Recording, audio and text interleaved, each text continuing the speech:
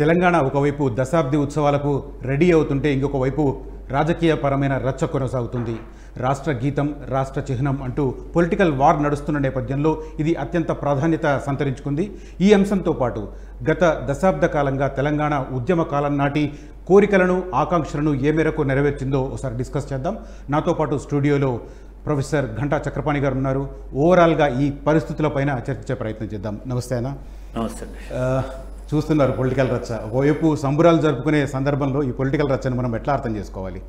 అంటే తెలంగాణ సమాజంలో ఇది కొత్త విషయం ఇంకా, ఎందుకంటే తెలంగాణ ప్రజాస్వామికమైనటువంటి ఒక ఆకాంక్షతో ఎదిగినటువంటి సమాజం.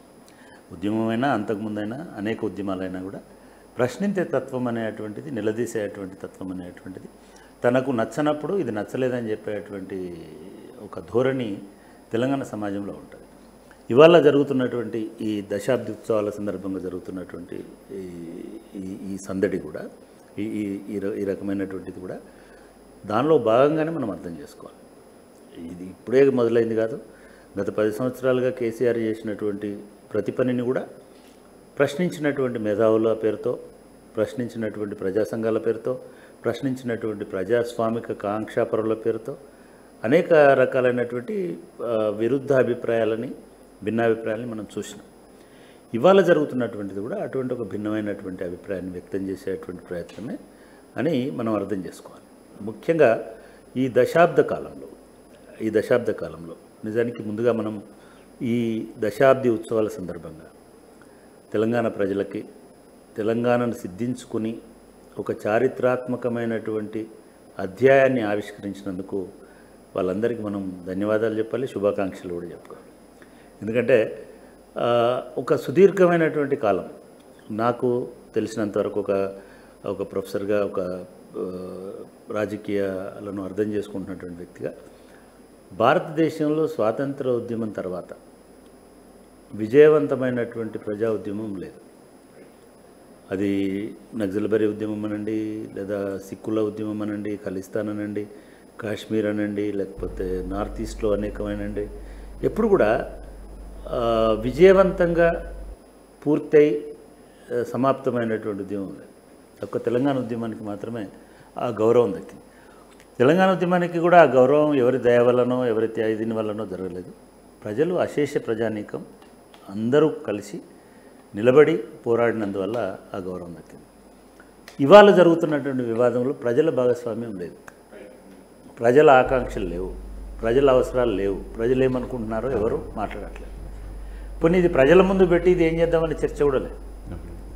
ఆల్ ఆఫ్ ఎ సడన్ ఒక ప్రైవేట్ అఫైర్ లాగా, ఒక కార్పొరేట్ అఫైర్ లాగా మొత్తం యాక్టివిటీస్ నడుస్తున్నాయి. గతంలో కూడా అట్లాగే నడిచినాయి. మనం గతంలో అట్లా నడవలేదు, ఇప్పుడే అట్లా నడుస్తుంది అనుకోవడానికి కూడా ఏం లేదు. తెలంగాణ ప్రజా ఉద్యమంతో, ప్రజల ఆకాంక్షతోటి ఒక పరిపూర్ణమైనటువంటి స్టేట్లో ప్రజల భాగస్వామ్యం లేకుండా, ప్రజల అభిప్రాయం లేకుండా అనేక నిర్ణయాలు జరిగిపోతున్నాయి. దానివల్ల ఈ భిన్న అభిప్రాయాలు కానీ, దానివల్ల ఈ ఘర్షణ వాతావరణం కానీ, దానివల్ల ఇటువంటి కానీ జరుగుతూ వస్తున్నాయి తప్ప రెండు పార్టీల మధ్య ఇది ఒక ఆధిపత్య పూర్వం అని అనుకోవచ్చా? అంటే నిజానికి పార్టీలు ఎంటర్ అయింది లేటర్ అండి. ఈ ముఖ్యంగా తెలంగాణ దశాబ్ది ఉత్సవాలకు సంబంధించిన దాంట్లో పార్టీల ఘర్షణ లేదు. నిన్నటి నుంచి పార్టీల ఘర్షణ స్టార్ట్ అయింది. కానీ మొట్టమొదటిసారిగా, అంటే ఇప్పుడు ఈ ఘర్షణ అనేది మీరు చెప్తున్న దాంట్లో 2-3 అంశాలు ఉన్నాయి. అంటే కొత్త ప్రభుత్వం వచ్చిన తర్వాత కేసీఆర్కేమో ఒక వారసత్వంగా ఉద్యమం వచ్చింది. సరే, ఉద్యమం ఆయన ఒకడే చేసినాడా, ఈ చర్చ అవసరం. కానీ 10 సంవత్సరాలు తెలంగాణ ఉద్యమాన్ని పట్టు విడవకుండా నిలబెట్టినటువంటి వాడు, నడిపించినటువంటి వాడు, దాన్ని ఒక స్టేజ్కి తీసుకొచ్చినటువంటి వాడు.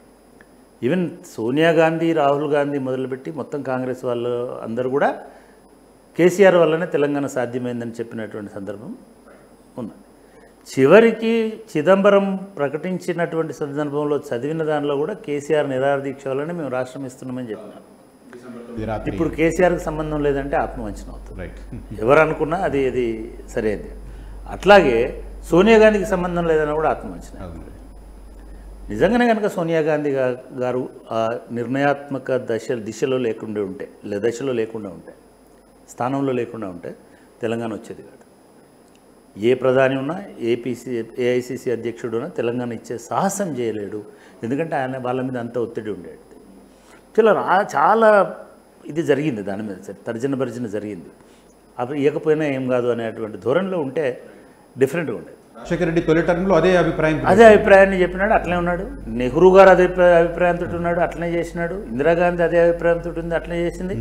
కానీ సోనియా గాంధీ కాబట్టి ఆమెకి ఇటువంటి రాగద్వేషాలు, ఈ దేశము, ఈ ప్రజలు, ఈ కులము, ఈ మతము, ప్రాంతాలు, పైసలు వీటితో సంబంధం లేదు కాబట్టి, అవతలవాడు డబ్బులు ఇచ్చేవాడు కమ్మన, కాపున, బ్రాహ్మణ, రెడ్డిన ఇవన్నీ గొడవలు తెలియదు కాబట్టి తెలంగాణ ప్రజల ఆకాంక్ష, మనం ఒక మాట ఇచ్చినాము, మాట ఇచ్చినప్పుడు చేసేయాలనేటువంటి ఒక నిర్ణయానికి వచ్చినారు కాబట్టి ఖచ్చితంగా ఆమె కూడా ఈ అట్లా క్రియేట్ అయింది. అన్ని ఆత్మహత్యలు, ఈవెన్ పార్లమెంటు ముందు కూడా ఆత్మహత్య చేసుకున్న పరిస్థితి. అంటే భారతదేశ రాజ్యం భారతదేశంలో ఎంత క్రూరమైందంటే ఆత్మహత్యలు చేసుకున్నది కాదు, హత్యలు చేసిన ప్రధానులను చంపినా కూడా ఆకాంక్ష నెరవేర్చరు. మనము ఇందిరాగాంధీ చనిపోయిన ఆకాంక్ష ఏంటో మనకు తెలుసు. పోనీ ఆకాంక్ష నెరవేరిందా? నెరవేరలే. భారతదేశంలో స్టేట్ అనేది అంత క్రూయల్గా ఉంటుంది. నిన్ను నువ్వు చంపుకుంటే, వాడిని చంపుతా అంటే కూడా భయపడినోడు నిన్ను నువ్వు చంపుకుంటే ఎందుకు కరుణిస్తాడు? అందుకే మనం సోనియా గాంధీకి ఆ క్రెడిట్ ఇస్తామని అన్నాడు. అట్లాగే చెన్నారెడ్డి నుంచి చిన్నారెడ్డి దాకా ఒక 8 మంది చేసినటువంటి ఏ ఎఫర్ట్ కూడా సక్సెస్ కాకుండా, పోనీ చెన్నారెడ్డి కాలంలో కంటే ప్రత్యర్థులు ఇంకా 1000 రెట్లు బలవంతులైపోయి, పెట్టుబడిదారులు అయిపోయి, పాలకులు అయిపోయి ఇది చేస్తున్నటువంటి టైంలో నిలబడ్డోడు కేసీఆర్ గొప్పడే కదా. కాబట్టి ఈ ఇద్దరి మధ్యలో ఎటువంటి ఇది లేదు. కాకపోతే సమస్య ఏమవుతుందంటే ఇప్పటి గవర్నమెంట్కి, కేసీఆర్కి ఎట్లాగైతే వారసత్వంగా ఉద్యమం వచ్చి ఆ గౌరవం వచ్చిందో, ఇప్పుడున్నటువంటి పాలకులకు అటువంటి వారసత్వం లేదు. కాబట్టి మా రూపం అంటే మా ముద్రని తెలంగాణ రాష్ట్రం మీద వేసుకోవాలి అనేటువంటి ఒక తాపత్రయం, ఒక ప్రయత్నం అయితే జరుగుతుంది. చిహ్నాన్ని టచ్ చేయాల్సిన అవసరం ఉందా? ఎందుకంటే ప్రభుత్వం మారిన ప్రతిసారి. మీరు చాలా కరెక్ట్. నేను ఒక పోస్ట్లో ఒక ట్వీట్లో పెట్టాను. మీసం అనేటువంటిది రాచరికానికి, ఒక అహంకారానికి, రాచరికానికి, ఫ్యూడలిజానికి గుర్తుపెట్టుకోండి. మీరు రాచరిక పనవాళ్ళు చెడిపేయాలని అనుకుంటే ముందు మీ మీసాలు తీసేసుకో. దీన్ని మించింది లేదు. మాట్లాడేటప్పుడు మీసం ఉన్నోడు అయితే అని మాట్లాడతారు కదా. పౌరుషం అనేది కూడా రాచరికానికి సంబంధించిన, దీనికి సంబంధించిన. అంటే మన జీవితంలో, మన కల్చర్లో, మన మాటల్లో, మన ప్రవర్తనలో, మన సంస్కృతి అనే ఫ్యూడలిజం అనేది, అది ఫ్యూడలా ఇంకోట సాంస్కృతిక వారసత్వం. కాకతీయులకు సంబంధించిన సాంస్కృతిక వైభవం అనేది ఒక పరిపాలన నేర్పని ఎందుకంటున్నంటే, మొత్తం భారతదేశం పరిపాలిస్తున్నటువంటి సుల్తాన్లు దండెత్తి వచ్చినా కూడా ఒక ఇంచు మందం కూడా కదలనటువంటి ఒక వీరత్వము కాకతీయులలో ఉన్నది కదా. అది కూడా వదిలేయండి. ఒక మహిళని వారసత్వంగా, లేకపోతే ఒక చిన్న గర్ల్ని, బాలికని రాజుని చేసి, రాణిని చేసి, ఆమెను ఒక వీరోచితంగా పరిపాలించినటువంటి చరిత్ర ఉంది కదా రుద్రమదేవి. అంటే ఏ రాజ్యమైనా, ఏ స్టేట్ అయినా, లేదా ఏ రాష్ట్రమైనా నీకు ఒక వారసత్వం ఉండాలని కోరుకుంటాం. ఏ కుటుంబమైనా, ఏ కులమైనా ఒక వారసత్వాన్ని కోరుకుంటాం. ఎవరైనా చెప్పేటప్పుడు మా తాతలలోనే లేదని చెప్తుంటారు. అంటే మీరు డిరైవ్ చేసుకుంటున్నారు మీ తాత నుంచి. కానీ మీ తాత ముతక, మీ తాత దొట్టి కట్టుకునేవాడు, మీ తాత చుట్టదాగేవాడు, మీ తాత రుమాలు కట్టుకునేవాడు, మీ తాత ఫ్యూడల్ డిజైన్ చేసుకుంటామా? చేసుకోవు కదా. ఎప్పుడైనా సరే కొన్ని ప్రతీకలు ఎట్లా ఉంటాయంటే, సపోజ్ కలశం ఉంటుంది ఆంధ్రప్రదేశ్ లోగోలో. కలశం అనేది ప్రజలదా? కుండ ఉండాలి అని కూడా అంటాడు. అంటే దీని మీద ఇంత వివాదం, ఇంత చర్చ అవసరం లేదు. ఇది కేవలం కేసీఆర్ ఆనవాళ్ళను చెరిపేయాలని అనుకునేటువంటి కోరిక ఉండొచ్చు, ఆకాంక్ష ఉండొచ్చు, లేదా కొత్త ఆనవాళ్ళను పెట్టాలని అనుకునేటువంటిది కావచ్చు. పూర్ణకుంభం తీసేసి బోనం పెట్టాలని చెప్పి కూడా చర్చ జరిగింది అప్పుడు. పూర్ణకుంభం అనేది ఒక బ్రాహ్మణికల్ ఇది కాబట్టి మేము కుండ పెడతామని వాడు అన్నాడు. అంటే అట్లా ఉండదు. తెలంగాణ తల్లిలో కూడా ఇట్లా ఉండాలంటే అట్లా ఎందుకు ఉండాలి? ఇవన్నీ ప్రాబ్లం. కాబట్టి ఇవన్నీ ఇమాజినరీ, ఇవి వాస్తవాలు కాదు, ఒక ఇమేజెస్. ఇవి ఆ ఇమేజెస్ ఏం చేస్తాయంటే నీ అస్తిత్వానికి ఒక ఉమ్మడి రూపం ఇస్తాయి. మొదటి దానిలో కాకతీయుల ఒక పరిపాలనా వారసత్వం అయితే చార్మినార్ది ఒక మానవీయ వారసత్వం. మొత్తము ఈ రాష్ట్రాన్ని కుదిపేసినటువంటి ఒక మహమ్మారి నుంచి వచ్చిన తర్వాత, దాన్ని జయించిన తర్వాత ఆ రాజు ఆ ప్రజలకు నివాళిగా ఒక చేతులెత్తినట్టుగా ప్రార్థించినట్టుగా ఒక చిహ్నాన్ని కట్టినాడు. తప్పేముందండి? చార్మినార్ ఏమన్నా మత చిహ్నమా? రైట్. అదేమన్నా మసీదా? లేదా అదేమన్నా ఖురాన్లో ఉన్నదా? ఇది చాలా అసలు ఆశ్చర్యకరమైనటువంటి విషయం, చార్మినార్ని జోన్ చేసుకోవడం అనేది. ఇది వివాదానికి కారణం. ఇది నిజానికి బ్రహ్మాండంగా ఉంది, చూడడానికి కూడా తప్పేముంది. రెండు హిందూ ముస్లిం వైవిధ్యం ఉంది. ఇంకో అంశం కనిపిస్తుంది. ఒకటేమో కేసీఆర్ టచ్ చేసింది, రూపకల్పన చేసిన చిహ్నం, ఇంకొక వైపు కేసీఆర్ ఇగ్నోర్ చేసిన గీతం. దీన్ని ఎట్లా చూడాలి? ఖచ్చితంగా గీతం ఉండాలి. ఖచ్చితంగా అందశ్రీ గారు రాసినటువంటి గీతం అది అందశ్రీ గీతం కాదు, అది తెలంగాణ జాతి జనగీతం. ఇప్పుడే కాదు, ఒక 10 సంవత్సరాలు, 8 సంవత్సరాలు, 5 సంవత్సరాలు ఆయన రాసినప్పటి నుంచి ప్రతి స్కూల్లో ప్రతి విద్యార్థి ఒక ప్రార్థనా గీతంలాగా, ఒక ఉద్యమ గీతం కాదు, ఒక ప్రార్థనా గీతంలాగా పాడుకున్నటువంటి గీతం. నేను అనుకుంటున్న దాన్ని బట్టి ఇప్పటి వరకు ఏ తెలంగాణ వాడు కూడా గీతం ఉండొద్దు అనలే, అందశ్రీ గీతం ఉండొద్దు అని అనలే. కేసీఆర్ నిర్లక్ష్యం చేయలేదు అని కూడా ఎవడనలే. కేసీఆర్ నిర్లక్ష్యం చేసినాడు, కేసీఆర్ దాన్ని పెట్టకుండా చూసినాడు. ఇప్పుడు పెడుతున్నారు, సంతోషం, పెట్టాలి. ఇక్కడ వివాదం అది కాదు కదా. వివాదం వల్ల ఎవరు ట్యూన్ చేస్తున్నారు అంటే మీరు ఒకటి గుర్తుపెట్టుకోండి, జయ జయ హే తెలంగాణ అనే గీతం ఎవరో ట్యూన్ చేయాల్సిన అవసరం లేదు.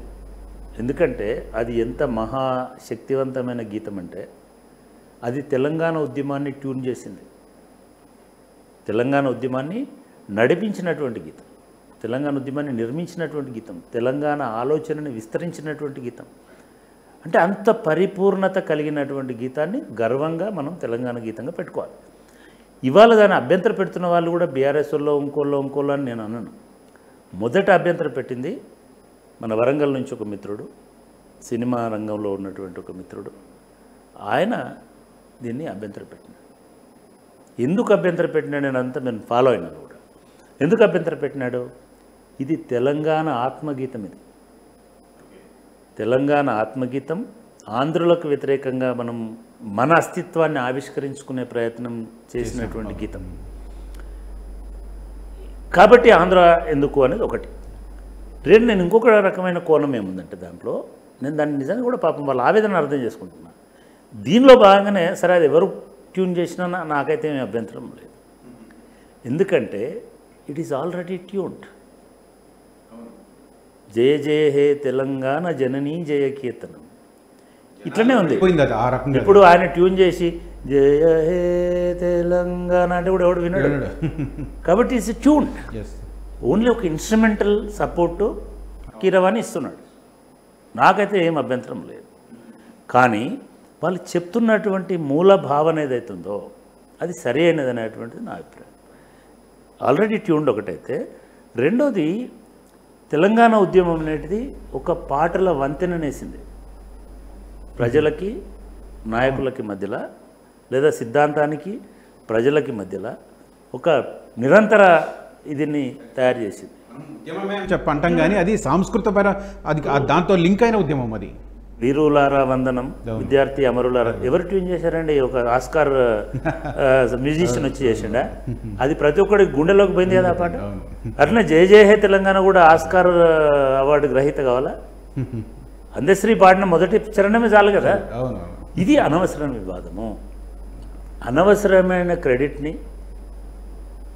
ఆయనకి కిరవానికి ఇచ్చినారు. అది అనవసరమైన డిస్క్రెడిట్ కూడా రేవంత్ రెడ్డికి ఆపాదించబడుతున్నది దీనివల్ల. కాబట్టి అసలు దీనిలో వివాదమే లేదు. ఆయనని కిరవాణిని మామూలుగా సపోర్ట్ అడిగి దానికి సంగీతం అందించడం ఎందుకు? ఆల్రెడీ ఉంది కదా, దాన్ని ఐజిటీస్గానే పాడుకుంటే బెటర్. మీకు ఇంకొక ఎగ్జాంపుల్ చెప్తా. మనకి ఎప్పుడో ఒకసారి